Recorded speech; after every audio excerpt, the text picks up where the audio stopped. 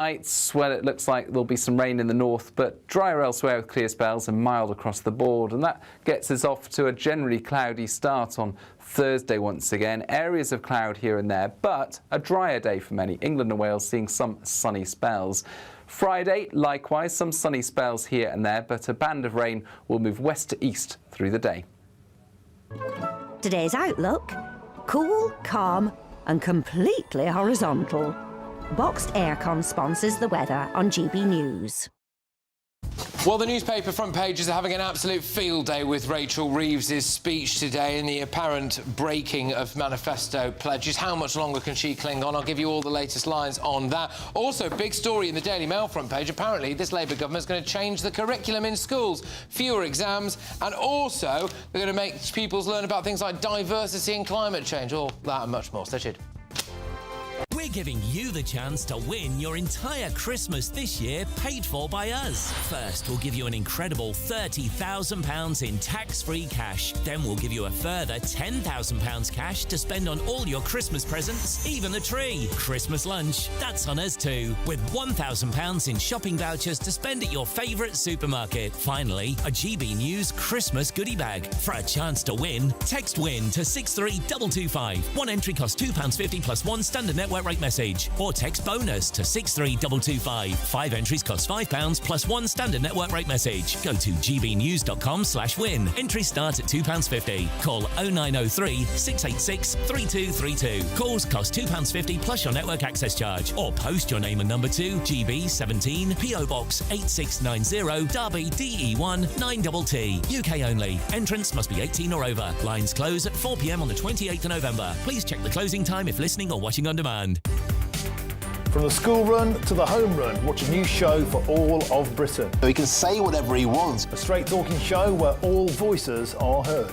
And, you know, when are we going to stop talking about smashing the gangs and actually do it? With the stories that matter from every part of our country. There's a bit of a crash landing there for your Chancellor. Bold, fearless and standing up for you. That's me, Martin Daubney, 3 p.m. till 6 p.m, weekdays, here only on GB News. The People's Channel, Britain's news channel. In the GB Newsroom, we bring you the news as it happens. With our team of dedicated journalists across the UK. We're ready to keep you up to date with what's happening every half an hour, every single day. Bulletins here on GB News. The People's Channel, Britain's news channel. Westminster's full of talk, but out here, it's the real world. Am I allowed to talk No, now? that's it. This is where it matters, real people and real lives. That's what politics is all about. In fact, has Trump made a good start? No. Straight answers, no spin, and just a couple of pints. How many fingers have I got up? About 10. So join me for Lee Anderson's Real World every Friday at 7 p.m, only on GB News. The People's Channel, Britain's news channel.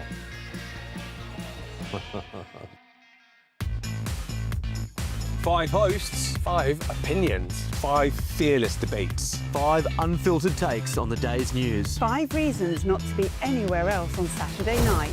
This is the Saturday 5. You got me good there. Britain's biggest Saturday night TV show. It's not a bad brand. Yeah. Uncensored. Very, very racy tonight. On the unpredictable. What does she say? Can you translate it for us? And always entertaining. And how can a country go from being led by William Wallace Saturday nights from 6 p.m. only on GB News, the People's Channel. Britain's news channel. You're going to want to stay tuned, trust me.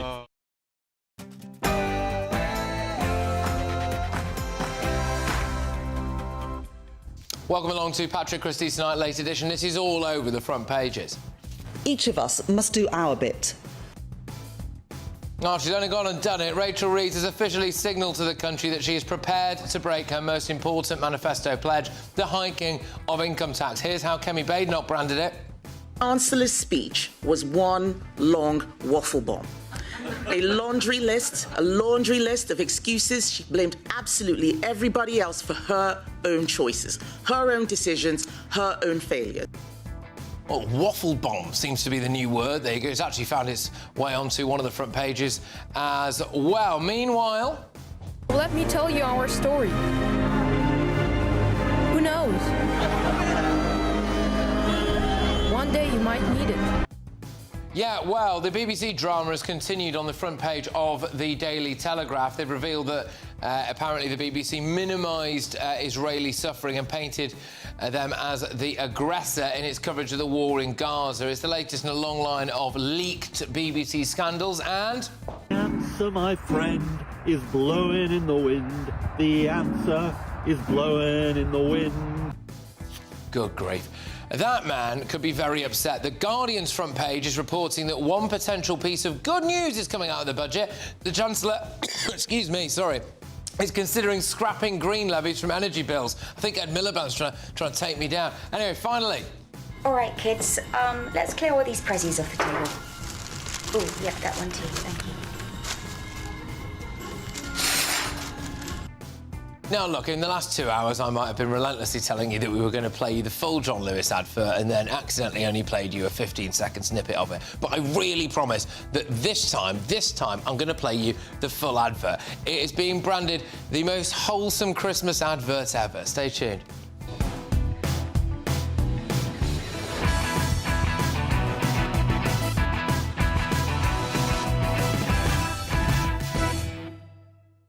Right, joining us this evening is Reform UK councillor Jamie McIver, former Labour Minister Bill Rammell and GBNews contributor and comedian Paul Cox. Right, let's get those headlines with Tatiana.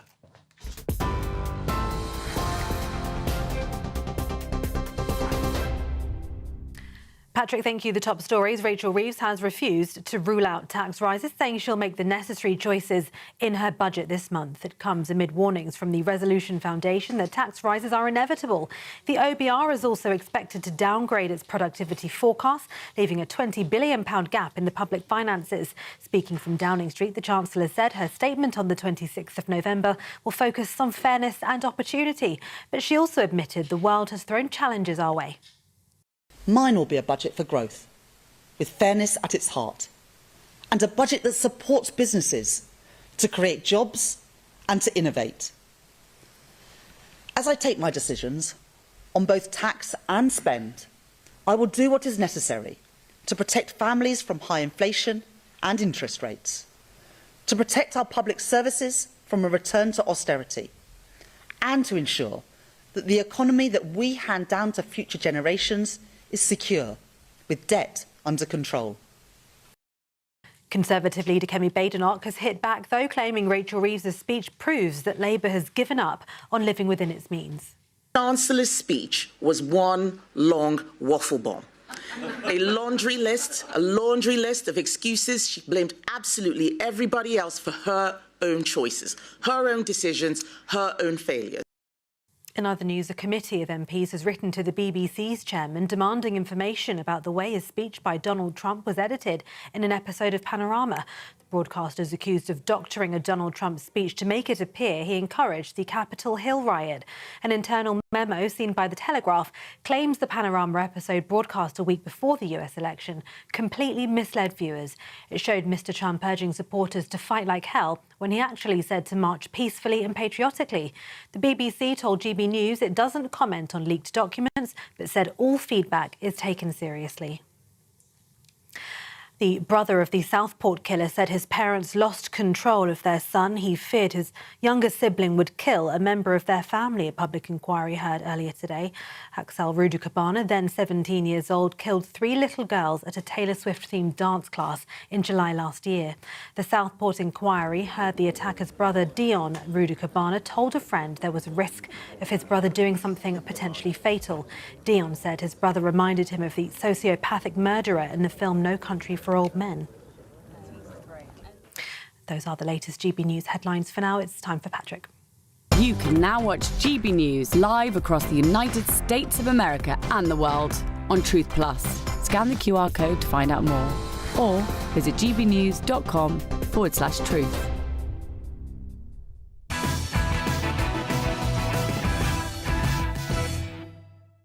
Welcome back to Late Edition. Let's give you the first look at Wednesday's newspaper front pages. The Independent goes off on Reeves puts Britain on notice of budget income tax rises. It's interesting, actually, because they've gone... basically, the Chancellor finally signals readiness to break Labour manifesto pledge. Yeah, I mean, it's pretty shocking, really, this. We'll get stuck into it. The Metro, Brave Sam has always been our hero. This is the railway worker who is being praised as a hero for apparently saving countless lives by getting in the way of that alleged knifeman. The iPaper. Reeves poised to raise income tax and break a 50-year taboo. Millions of people are likely to face higher taxes in next month's budget after Chancellor signals that she is considering hiking basic rate of income tax for the first time since 1975. I think it's going to be really interesting in the coming days, or in the coming weeks, really, to see how the left-wing newspapers are going to handle this, because you always have to imagine, what if it was the Tories? But The Guardian go for NHS bearing the brunt of, quote, ugly racism. That's what West Streeting warns. There is a story at the bottom of The Guardian, though, which is about Rachel Reeves apparently thinking of doing something about green levies, or green taxes, I think it is. Reeves could cut green levies from energy bills. Rachel Reeves considering slashing funding aimed at making homes more energy efficient to pay for a reduction in energy bills. So that's interesting. The Daily Express. Reeves is just blaming everyone else for the chaos. We've got a clip of that which we'll play shortly, which would seem to validate that somewhat. Let's go now to The Sun, who've gone for David Beckham's knighthood, finally. Sir Golden Balls. There we are. Obviously, his nickname was Golden Balls. And, yeah, there we go. So, can I just start? You know what? I'm going to admit this now, and I'm prepared for everyone to... Can we bring that back up? Sorry, The Sun's front page. I don't quite get it. What am I missing here? Am I being really thick? Because his nickname was Golden Balls, which is spelt double LS. What's the ball? Oh, he cried. He cried. He's been crying for months. Oh, right, there you go. Anyway, right, thank you very much, guys. Cheers. The Telegraph, heads should roll over the BBC. Bias at the Mail. Labour dumbs down schools. This is a good story. We're going to talk about this. So essentially, apparently, they're going to change the curriculum, although Bill disputes this, to include things like decolonising the curriculum, more diversity and more climate change. The Daily Mirror, make it fair, Rachel, which I think basically means just tax the rich. And The Times, Reeves lays the ground for 1970s-style tax increase. Who was alive in the 70s? Yeah, you were alive, Bill. For 6 weeks I was. I was born right in November 79. Do you remember how rubbish it was? No. I took my O-levels in the 70s. Did you? Yeah. What was it like, the 1970s? Was it all right? Well, I was a teenager. You know, a teenager, you're full of angst and all sorts of issues You were and hormones. What were you? No, I was a prog rocker. Of course, Pink Floyd and the such. Genesis. Genesis, even worse. But no, mistake again. All right. Okay, look, let's start with the economy. You can't escape it. It's all over the front pages, basically. I mean, the Independent's front page, I suppose, really is a good one to start with. Reeves puts Britain on notice of budget income tax rises. She's warned that all of us must do our bit. Badenoch has called the speech a waffle bomb and said that essentially Rachel Reeves just needs to take accountability for her own actions. A think tank has warned that 2p income tax rise will not be enough to fix the public finances. She's going to make break a manifesto pledge. Yeah, incredible. It's sacrilege, really, isn't it, in politics? Doesn't matter what side of the aisle you're on, you don't put up income tax, particularly when you've essentially generated a lot of problems yourself. The idea we're sold is that the Labour Party inherited the worst economy that we've ever seen. It's not true. It wasn't in a great state, but it certainly wasn't in the state it's in now. And Rachel Reeves herself, under the leadership of goodness only knows who, I'm not sure, has made choices and decisions that have led us to this point. She's got no choice now. She looks like someone being held hostage in that. She looks miserable. I'm glad you've mentioned that, and let's have a little bit of a discussion about this. I'll be very keen to see how you feel about this as well, because we had the crying in Parliament thing. We had a looking miserable Labour Party conference. I am a little bit worried about how miserable she looks. If you were a family member, husband, mother, sister of Rachel Reeves, you'd be looking at that thinking, my goodness, I'm worried for Rachel. Almost certainly.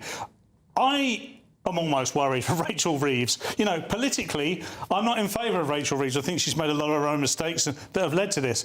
But nobody really wants to see this. We need to see, primarily because I think we need to see strong leadership from our Chancellor, and we're not seeing it. She's kind of struggling to find her identity within this role. She doesn't own this role at all.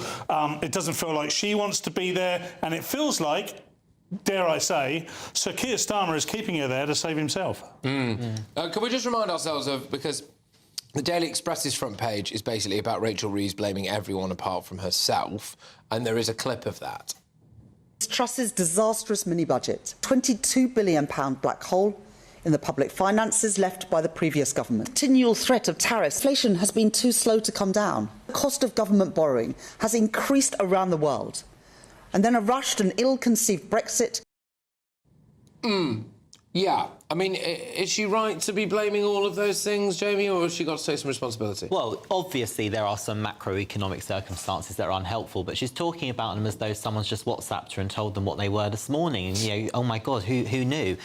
These have been macroeconomic issues that have been dominating politics for decades. Indeed, Rachel was shadow chancellor, shadowing budgets that were dealing with these problems when they were far worse and far bigger.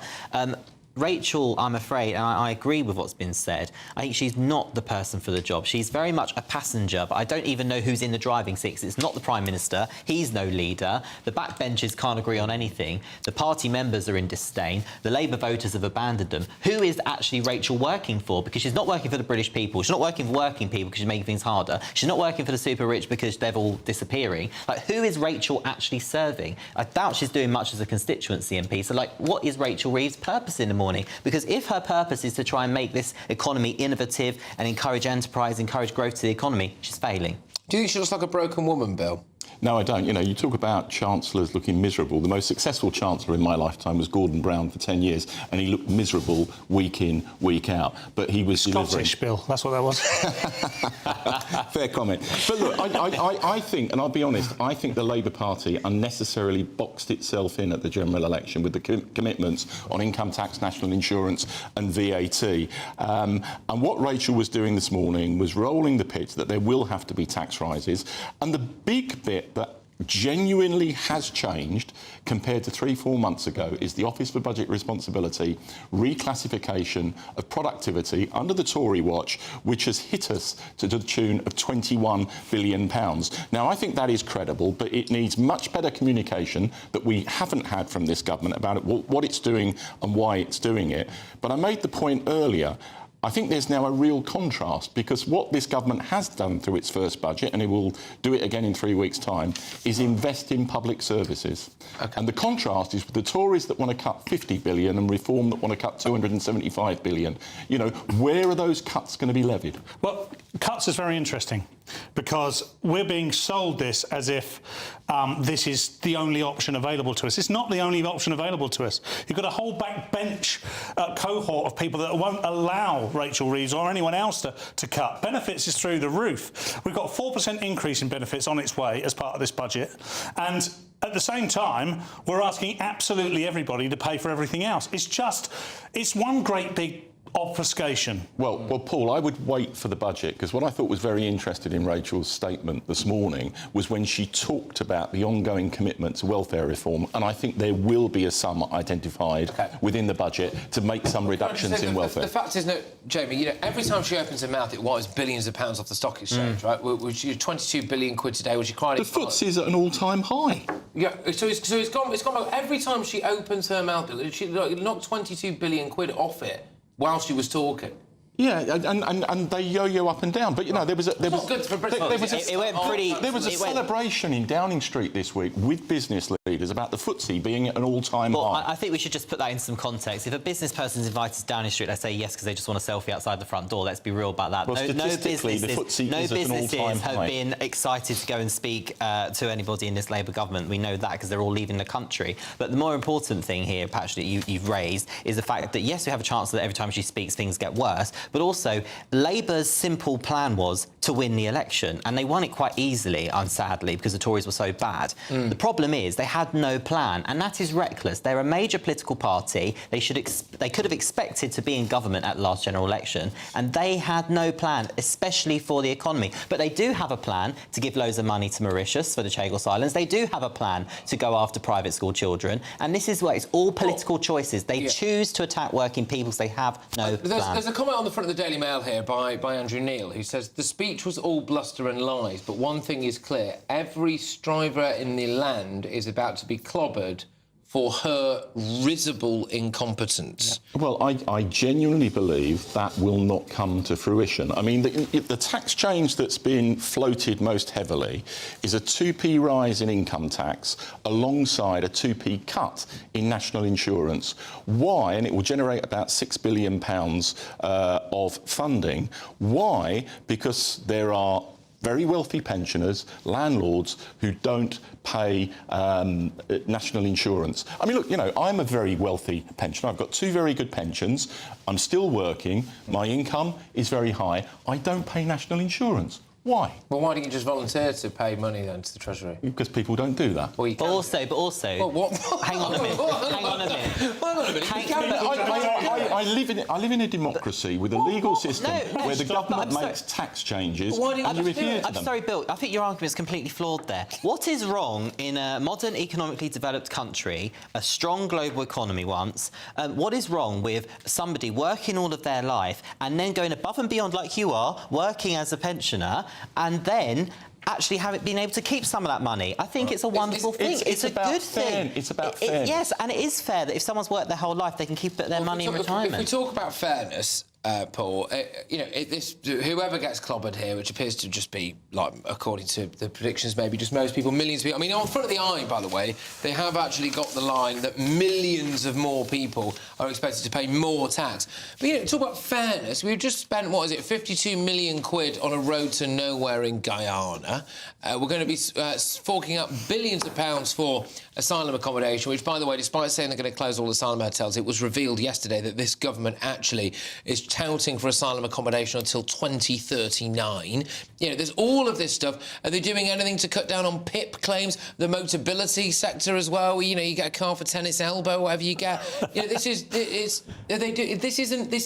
fair, is it? This thing about essentially clobbering people who want to work and maybe want to start a business. No, it's an attack on the aspirational.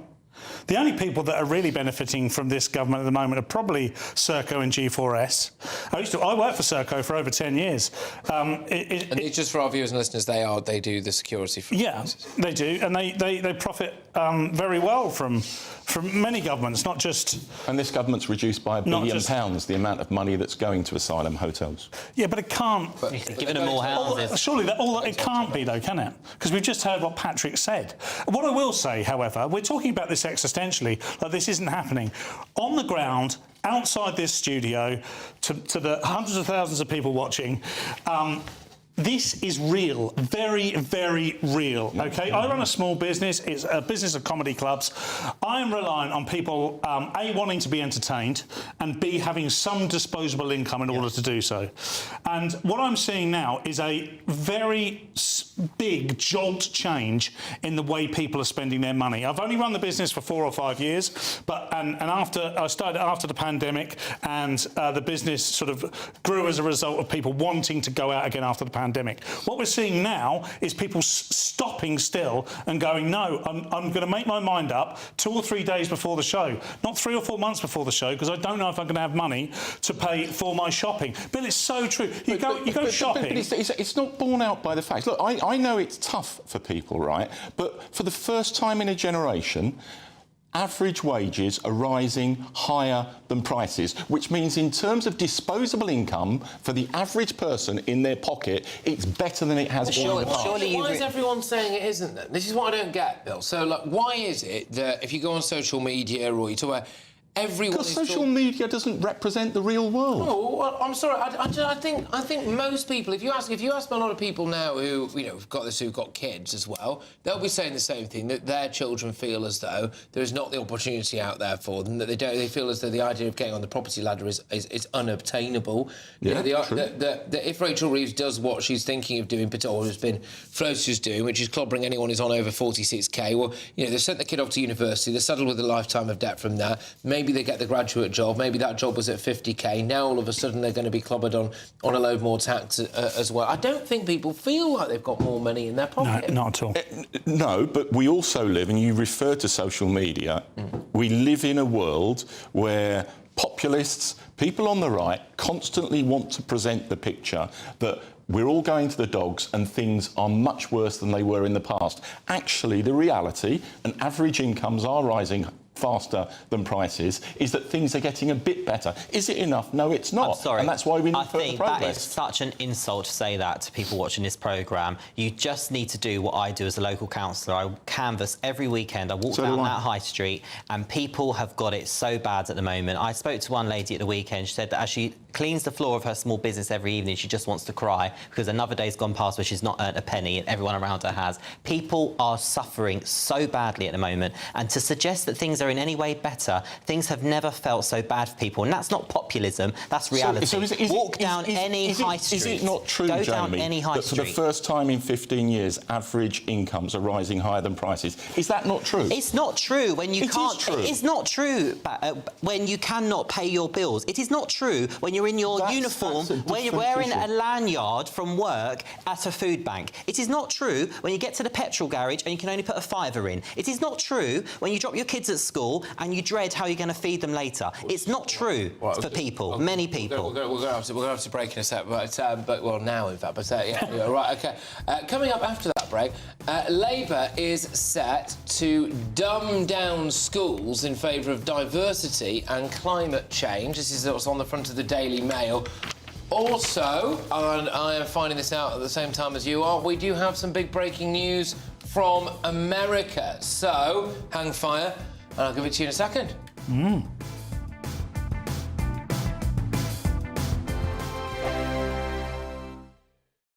Westminster's full of talk, but out here, it's the real world. Am I allowed to talk then? No, that's it. This is where it matters. Real people and real lives. That's what politics is all about. In fact, has Trump made a good start? No. Straight answers, no spin, and just a couple of pints. How many fingers have I got up? About 10. So join me for Lee Anderson's Real World every Friday at 7 p.m. only on GB News. The People's Channel, Britain's news channel.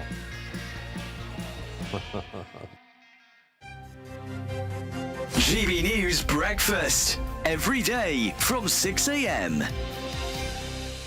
The Sun reports the former Duke of York has been given 3 months to move out of Royal Lodge and take his 72 teddy bears with him. The Times also leads on the former Prince Andrew, claiming that he quit his fight to stay in Royal Lodge after losing the loyalty of his ex-wife.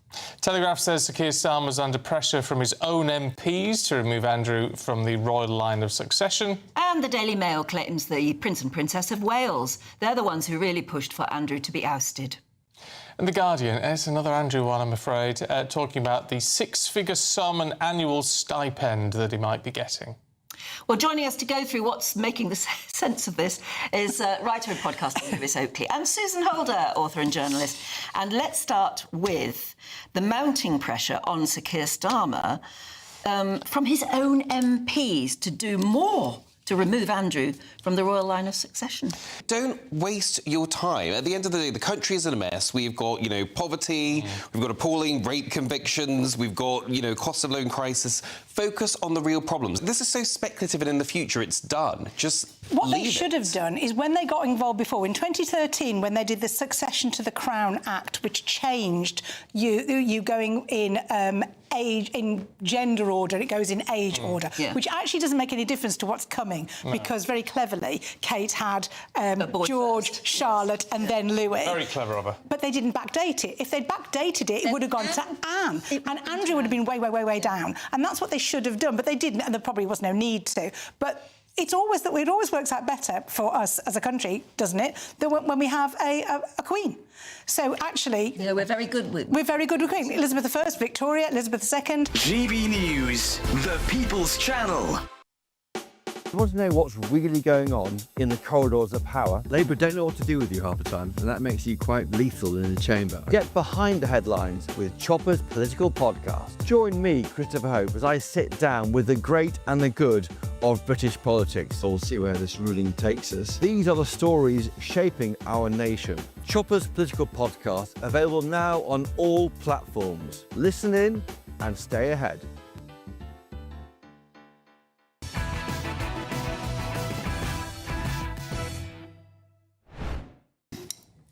Welcome back to Late Edition. I've got some breaking news for you now. A cargo plane has crashed near Louisville Airport in Kentucky in the United States. You are looking at footage of that plane there as it turned into a fireball. We can take it live now where the flames are still raging. It crashed shortly after takeoff as it was en route to Hawaii. Local police are reporting that several people are sadly injured. No reports as yet of any fatalities. Like I said, those are live pictures from Louisville, Kentucky. Apparently it was a UPS plane which crashed there shortly after takeoff en route to Honolulu. That's according to the Federal Aviation Administration. While local police said that injuries have been reported, UPS flight 2976 crashed at around 5:15 p.m. local time on Tuesday, November the 4th, after departing from Louisville Muhammad Ali International Airport in Kentucky. The FAA said that in a statement to us. The UPS have said that one of its aircraft was involved in that accident. So it's believed to be a single aircraft incident that took place shortly after takeoff. You are looking at live footage there of the smouldering wreckage of that plane on the runway. We don't yet know if there's been any fatalities. Like we said, what we do know is that unfortunately several people are injured. The airport is home, actually, to UPS World Port, which is the global hub for that firm's delivery centre as well. So presumably that means that a huge number of UPS cargo planes do take off and land at that airport every single day.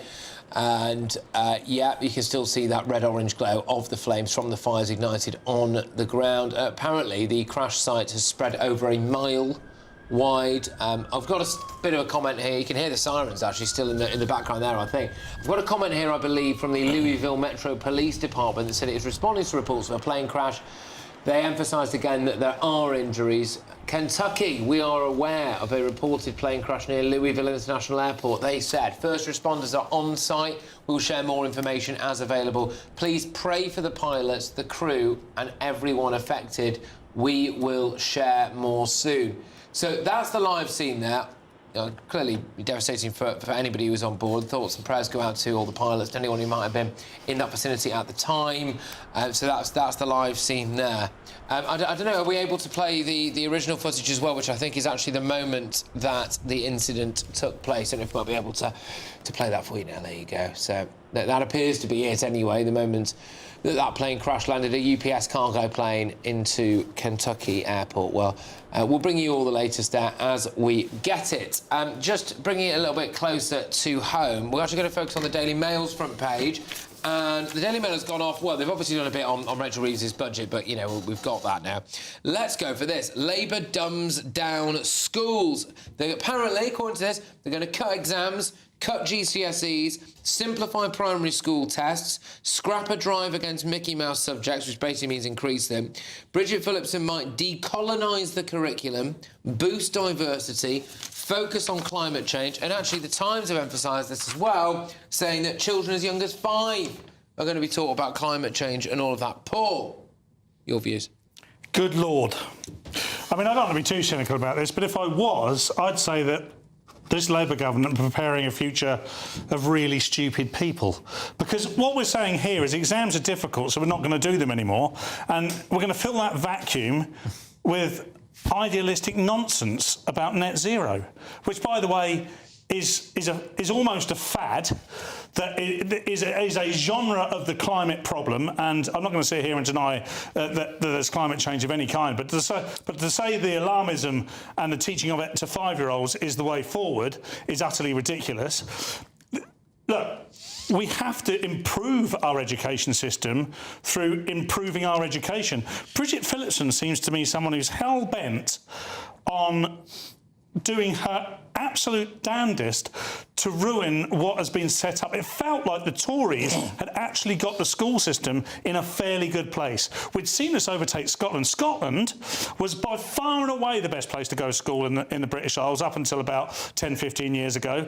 The Tories, the SNP dive bombed them, and the Tories brought the England system up. And as a result, it feels to me that Labour just want to attack it. I don't understand. Okay. Bill, I'd love to hear your side of this, because I really don't understand what Labour's objective is here, because this is not going to benefit children. Well, with respect, Paul, don't believe the Daily Mail. The Daily Mail has been misrepresenting the Labour Party for 100 years, and it's doing it again. The France's review that's going to report tomorrow talks about evolution, not revolution, in terms of the curriculum. Climate change is something that is happening. It's science. It's backed up by 99% of scientists across the world. You would expect it to be taught within the curriculum. The review also talks... But it's not going to be taught... I bet it's not going to be taught in a way that is sensible, Bill. I bet it's going to be taught in a way... Well, that's just prejudice, Paul. It might well be. But even this weekend, Bill Gates was talking down the net zero nonsense. Bill Gates, the saviour of the earth, Bill. Bill Gates has said things like that in the run-up to every COP meeting that there has been. The reality is 99% of scientists back climate change as being real. They wouldn't be funded. No. It's real. It's happening. Look at the climactic events across the world. We want science to be taught. Can I just say, when you look into some more of the details on the Times, so this is based on a review that was commissioned by Bridget Phillipson. So who contributes to this review? Who contributes? Well, 7,000 people. 7,000 submissions from charities, academics, some teachers, pupils, parents, etc. But this is what always happens, isn't it? You end up with the charities on it and all this stuff. I would love to see these people lined up. It's all going to be people that would be bang in favour of doing things like taking the knee for Black Lives Matter, like Open Borders Brigade. I mean, all of that. They'll all be on. Look, these people do line up. They line up in London. They take over Whitehall, and they're on the Palestine marches. So it's actually quite easy to find these people. But more to the point, one thing I'd like to give some hope to everybody. Most young people see right through this rubbish.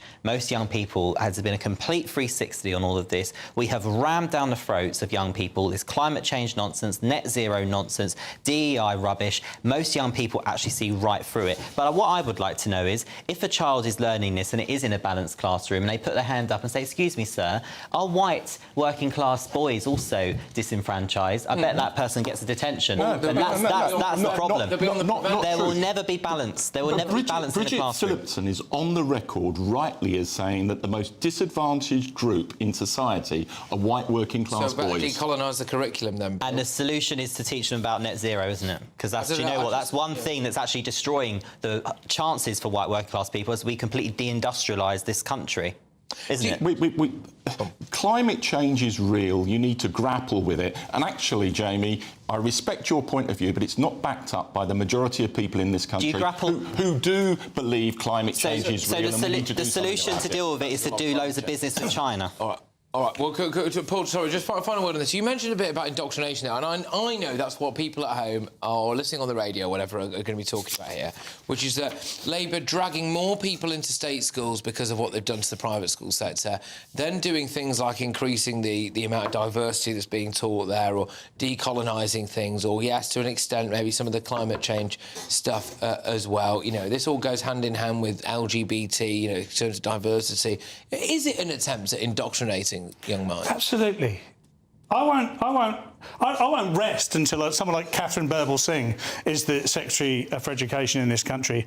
That lady has single-handedly taken a school in a part of London that has no right to be as successful as it is, and led it in that direction by sectarianism. She hasn't indulged in DEI. She hasn't indulged overly in political rhetoric or religious rhetoric. She's totally indulged in the education of children and creating a structure for children that benefits them in their early life and therefore the rest of the country as they grow into adults. Catherine Birbalsingh should be the Education Secretary. Now, Catherine and I know each other through Twitter only. I have met her once. She probably doesn't want the job, so I'm sorry, Catherine, but I'd love to see someone like Catherine in that role. All right. Well, we'll have to wait and see what happens going forward, of course, but I sense that could be a topic that's being discussed quite a lot on this channel tomorrow. Coming up very shortly.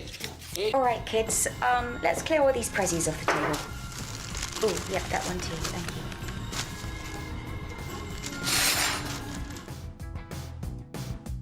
It's the moment you've all been waiting for. I promise you this time, and I really mean it, we will play you the full John Lewis advert that is getting a lot of plaudits. So, yeah, stay tuned for that.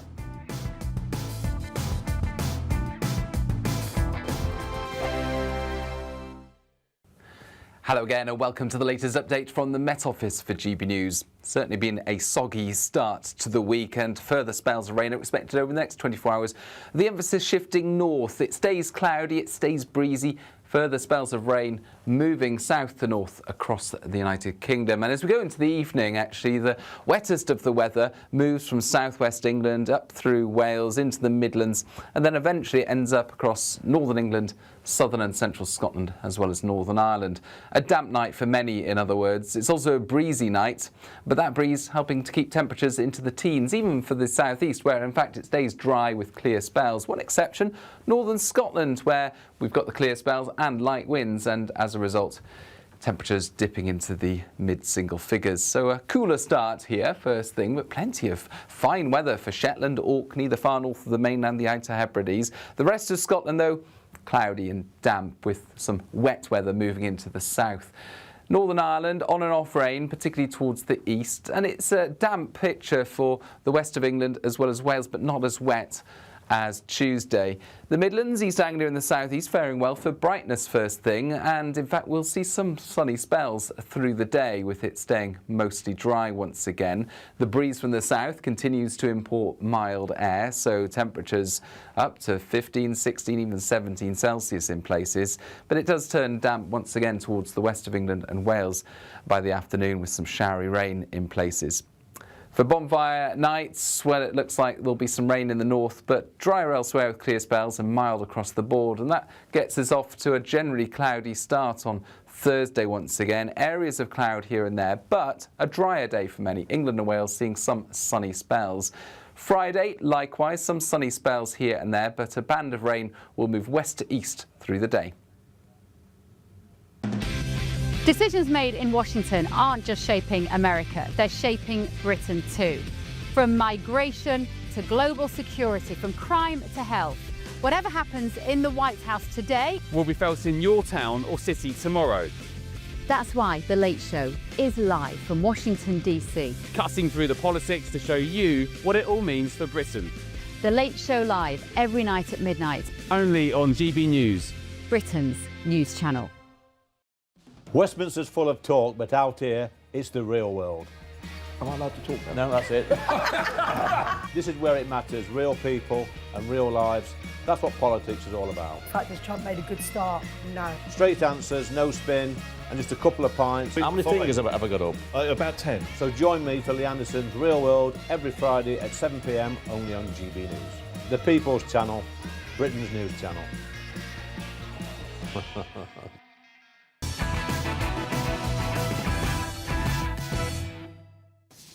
Welcome back. It's the moment you've been waiting for ages, for far too long, in fact. We're finally going to do it. So John Lewis fired the starting gun on the Christmas advert campaign today, and, well, they're getting a lot of praise for it. Here is the full version.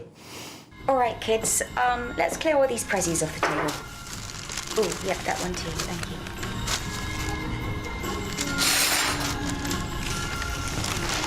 No, did I grab enough gloves? It's 1, 2, 3, 4, 5, 6.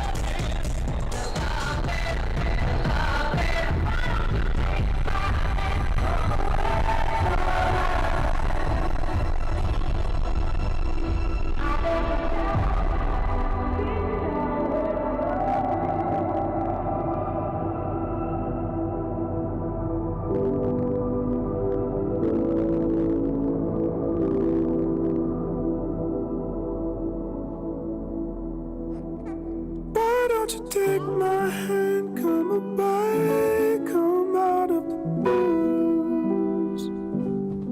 Boy, everything you give, so will I give something to do. I'll take you down deep down where the love lives. Follow me down, deep down where the love lives.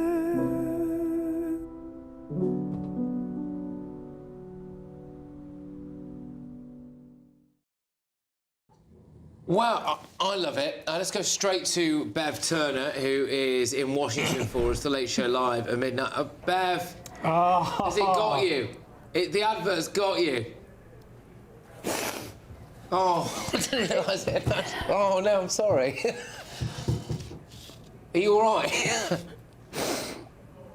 I was all right, and then now you've set me off, and I don't know if I'm actually crying at the advert or if you just made me cry. All right, we can come back to you. All right, OK, sorry. Well, it's emotional, I suppose. Paul, are you going to be in floods of tears? I was actually quite emotional watching that, and that was the first time that I've seen it. I was genuinely emotional watching that. Sorry, Paul. It's Bev back. Bev, sorry, I wasn't sure. Come back to me. Sorry, I wasn't sure if you were actually with us then. Go on. No, listen, I love the fact that you're still laughing at me, Patrick, as I'm laughing in your mischievous way. It's very entertaining. No, listen, I think there is not a parent of teens that won't find that incredibly moving, because it taps into so much for that generation, like for my generation, of nostalgia and identity, and music is so powerful, isn't it? And it takes you back to certain times, and it is not coincidental that the teenager there is wearing headphones. And it's that end of Christmas Day, and Dad's kind of tidying up, and the teenager's obviously a bit peripheral to the family.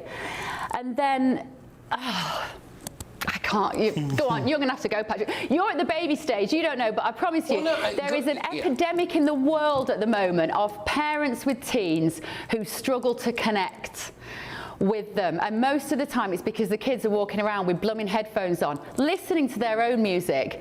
And actually, for John Lewis to use music as a way of bringing the family together like that, it's just beautiful. It's great. It makes me just literally want to go and buy everything in their shop, because it shows that they get it for parents and families. I mean, absolutely, Bev. And it's, you know, just so well put. I mean, for me, I kind of looked at it slightly from the other end of the spectrum there, which is especially when you saw the bit with the newborn baby, and, you know, so something that I've got at the moment. So I was thinking, it's such a special time. Imagining, you know, when he kind of does his first run towards me and all of that, and then, you know, just thinking, what's it going to be like? And I have a bit of a fear, as I think many people do. I have a bit of a fear of. I know it's a long way off, but, like, gosh, what is it going to be like when he is a teenager? Is he gonna hate me? You know, yes, that's part of the job. He will. He will. Yeah. He will. He will hate you. He will hate you, and that's okay, because there is a natural separation. Because if we love them as much as we did when they're little babies, you would never get out of bed in the morning when they left home. So you have to hate each other a little bit when they are old teens and early 20s. You have to, because otherwise families and procreation wouldn't function, etc. That's what we do. But yeah, thanks for that, Patrick. Thanks for that. I've got to go and get back in the makeup chair now. I'm glad you had your makeup done before. Bev, all right, we'll see Bev in a few minutes. Take care, Bev. All the best. Right, we've got to be relatively quick here, but we've got... Bill, sorry, you said... It's so relatable. Look, my kids are 36 and 32, but that really moved me. It's really, really effective. The other thing I would say is, by God, it's really good advertising for John Lewis. They spend shed loads of money on it each year, but it really cuts through. Huge congratulations to John Lewis on that, for a whole number of reasons. I don't want to spoil it by mentioning all sorts of reasons why I think it's great as well, because it's a step change from what's happened in previous years. Let's just celebrate that is a flipping good advert. And Bev and I have both got daughters the same age, and the idea that whole thing was done incredibly well. I could relate to it instantly. I could relate to the dad. I could relate to the teenage boy. I could relate it through my relationship with my daughter. It's fantastic. And Bev's right. You know, it does make you want to go out and spend your hard-earned money with John Lewis this Christmas. I think as well, you know, families have got it really tough at the moment. Life is just complicated. There's so many different things we have nowadays that weren't there before.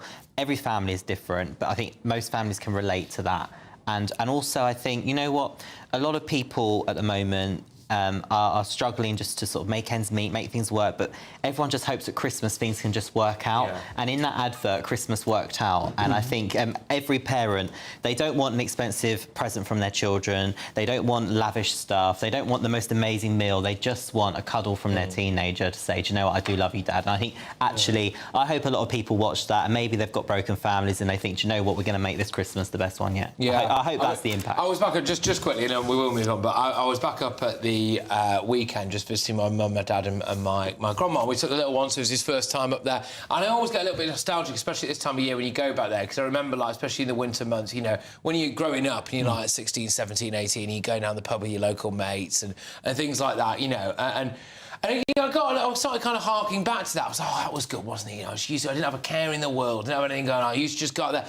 And it started to get... And then I thought, actually, I opened the door and inside was little George and Emily. And I was like, actually, that's better. It is better. That is better, isn't it? And you're not just saying that, it's a genuine thing. That advert just kind of made me think about that. Anyway, we're probably overanalyzing it, so sorry, everyone at home. But and my producer certainly thinks we are, so you soulless man. Okay. Anyway, coming up in just a moment.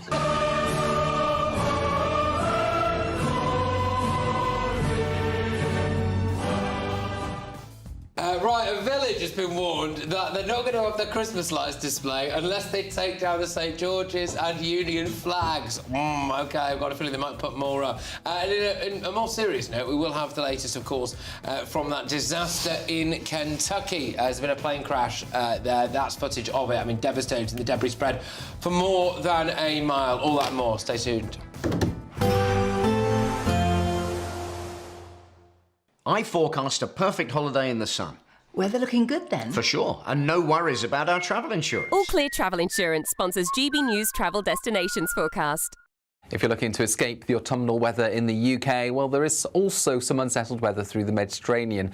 The focus in the east and the west at the moment, with Greece seeing some heavy showers, particularly towards the south, and even some longer spells of rain. Italy, though, faring well for sunny skies, likewise for the south of France. But we do have this wet and windy weather sweeping through Portugal on Wednesday, into Spain, and then clearing into eastern Spain during Thursday.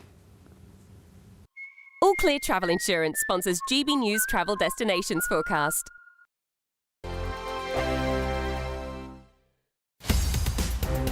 In the GB newsroom, we bring you the news as it happens. With our team of dedicated journalists across the UK. We're ready to keep you up to date with what's happening every half an hour, every single day.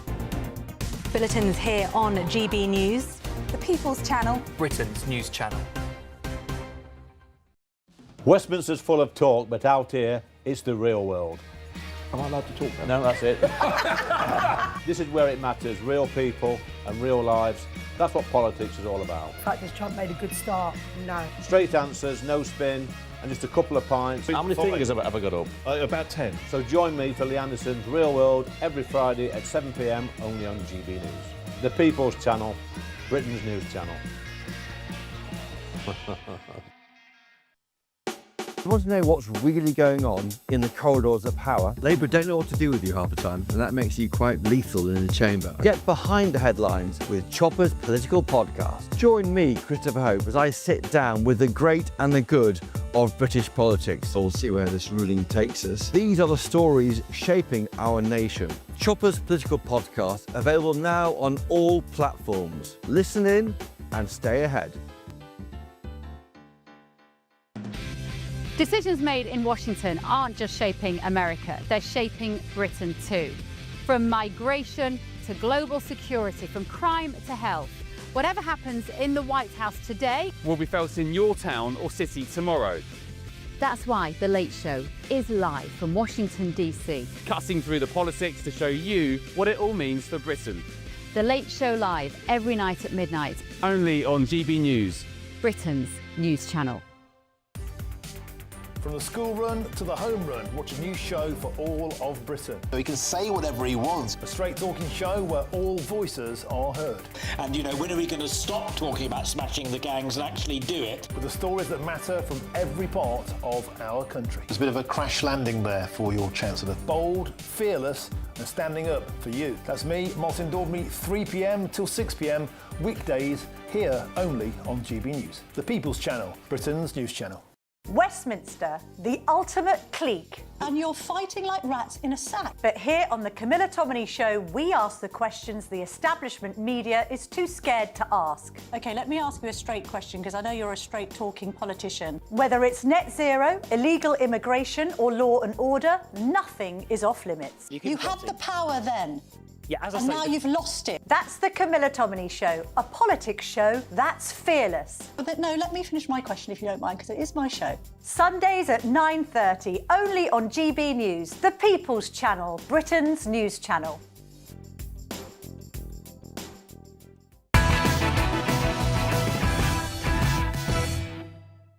Welcome back, everybody, to the latest edition. Look, we've done any front pages. It's basically all about the budget and about apparently decolonising the curriculum, but we'll see. So I thought I'd bring you an inside story, one that's inside the book. And this is a village that has been warned that its Christmas lights display could be cancelled because they've got too many St George's and Union's flags up. So residents of Harrietsham in Kent have previously enjoyed the festive lights display along the main road. But while Kent County Council and Alabama Reform UK has granted permission for Christmas lights to be displayed in previous years, apparently it's posed conditions that all the flags attached to lampposts along the route must be taken down. Flags have been flown from lampposts in the UK under Operation Raise the Colours, a campaign that advocates displaying St George's and Union flags. Well, look, Jamie, I'll bring this to you. I mean, presumably this just needs to be sorted out. Yeah, I can actually assure you it's been sorted, do not worry. This is not the doing of a Reform politician. I don't like to slag off the Blob, but I think this is a great example of the Blob in action. And I think the people of this village and the wider community of Kent can be reassured that because you have a Reform UK Council and a Common Sense Council, things like this don't happen. And this this is our first ever Christmas. And with all due respect, let's be real about a situation like this. This is the first Christmas that Reform have ever had anything like this as a responsibility. It's not something that we thought about during the election. Would there be flags on every single lamppost in the country? But the good news is it's a Reform UK-controlled area. It's what I call a turquoise territory, and it won't be a problem, because we all know in a common sense land, you can have a flag and a Christmas light. All right. Yeah, but you've got to use it appropriately. Do you know I was at the Harlow Civic Service last Sunday, and the rabbi from the local synagogue talked about a George cross being daubed on the synagogue, and she described it as an overt act of nationalistic hostility. Rubbish. And I think, yeah, people should be able to fly the flag, but there are some people who are trying to divide and weaponise the use of the flag. How would somebody know putting that flag up that it's a synagogue? It's perfectly obvious from the signage outside. It's not if you don't know what a synagogue is. That's a ridiculous thing to say, in my opinion. Well, I also saw a George cross on the side of a church. A lot of Jewish people putting them up. OK. I don't know what to say. Yeah, it's quite fun. Patrick and I should. What are you doing at the weekend, mate? Oh, wow. Yeah, lots on. Putting up flags. I hope you're doing some babysitting. Yeah, babysitting. But all right, OK. Well, I don't know if we've got time for this now, but I just wanted to bring this to your attention. So, you know, there's this ongoing inquest after the Southport disaster, the massacre that happened there. So the older brother of the Southport attacker, Axel Rudy Cabana's older brother, has revealed that he feared that his sibling would kill their father. He saw similarities between him and the sociopathic murderer in the Hollywood film No Country for Old Men. Axel Rudy Cabana obviously murdered, sadly, Elsie Dot Stankham, B.B. King and Alice Da Silva Aguirre when he went on that rampage at the Taylor Swift-themed dance class. An inquiry into the atrocities was today hearing from his brother Dion, who the media are legally prevented from publishing a photograph or a voice recording of. Also on today's evidence, his parents admitted that they'd, quote, lost control. Well, what is it? I think that's the understatement of the century, actually, that. But unfortunately, we are out of time. We'll whiz you through the papers one more time before we go back to Bev. The Independent. Reeves put Britain on notice of budget income tax hikes. The Metro, brave Sam has always been our hero. That's the train or railway worker who saved people from being killed the other day. The iPaper, Reeves poised to raise income tax and break 50-year taboo. The Guardian, NHS bearing brunt of ugly racism, warns West Streeting. The Daily Express, Rachel Reeves is just blaming everyone else for the chaos. The Sun, finally, So golden balls, and the story there is that David Beckham got his knighthood, but also cried about it for a month. And the Daily Telegraph, head should roll over BBC bias. The Mirror as well have also gone big on Make It Fair. Rachel, the tax stuff. I think that's basically all we've got time for here. Thank you to my wonderful panel. Thank you to everybody who's been watching and listening. Don't you go anywhere, because Bev Turner's got the latest. Thank you, Patrick. I have pulled myself together after you managed to reduce me to a weeping mess over the John Lewis advert. I'm going to talk to my American panellists about that advert as well a little later in the show. And today, in the States, the first big test of Donald Trump's popularity. Several elections going on, and the mayoral election in New York. Don't go anywhere. We could be delivering the perfect Christmas to you this year. There's £30,000 in tax-free cash to make 2026 the best year yet. A further £10,000 cash to spend on gifts for all the family. There's £1,000 to spend in your favourite supermarket. And a festively themed GB News goodie bag. And we'll get it all to you in time for the big day. For a chance to win, text WIN to 63225. One entry costs £2.50 plus one standard network rate message. Or text bonus to 63225. 5 entries cost £5 plus one standard network rate message. Go to gbnews.com/win. Entries start at £2.50. Call 0903 686 3232. Calls cost £2.50 plus your network access charge. Or post your name and number to GB17 PO Box 8690 Derby DE1 9TT. UK only. Entrance must be 18 or over. Lines close at 4 p.m. on the 28th of November. Please check the closing time if listening or watching on demand. Good luck. Westminster's full of talk, but out here, it's the real world. Am I allowed to talk No, now? that's it. This is where it matters. Real people and real lives. That's what politics is all about. The fact that Trump made a good start, no. Straight answers, no spin, and just a couple of pints. How many fingers have I got up? About 10. So join me for Lee Anderson's Real World every Friday at 7 p.m. only on GB News. The People's Channel, Britain's news channel.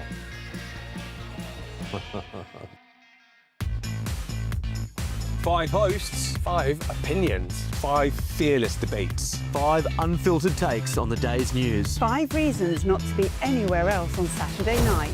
This is the Saturday 5. You got me good there. Britain's biggest Saturday night TV show. It's not a bad brand. Yeah. Uncensored. Very, very racy tonight. On the unpredictable. What did she say? Can you translate it for us? And always entertaining. And how can a country go from being led by William Wallace Saturday nights from 6 p.m. only on GB News, the People's Channel. Britain's news channel. You're going to want to stay tuned, trust me.